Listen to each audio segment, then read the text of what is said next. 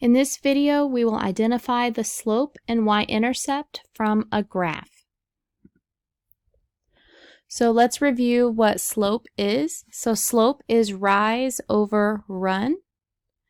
So we have different types of slopes. We have uphill, which is a positive slope. Remember, puff, puff, positive. Downhill, which is a nice negative.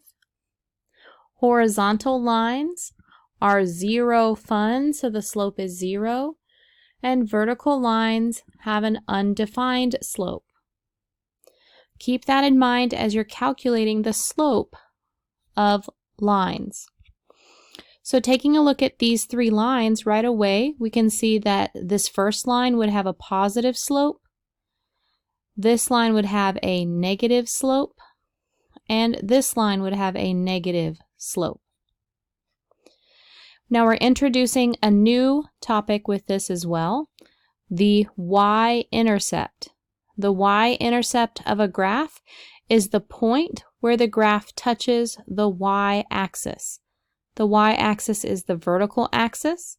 So we see here the point where that line crosses the y-axis is here, which is the point 0, positive 4.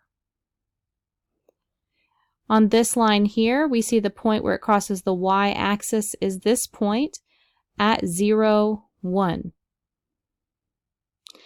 On this line, we see it crosses the y-axis through the origin.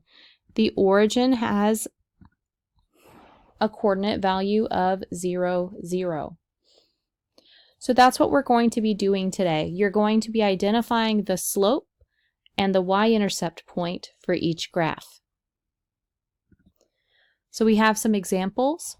Find the slope and the y-intercept of the following graph. Remember, we count rise over run. So rise 6, run 2. So 6 over 2 simplifies to 3 over 1, which is just 3.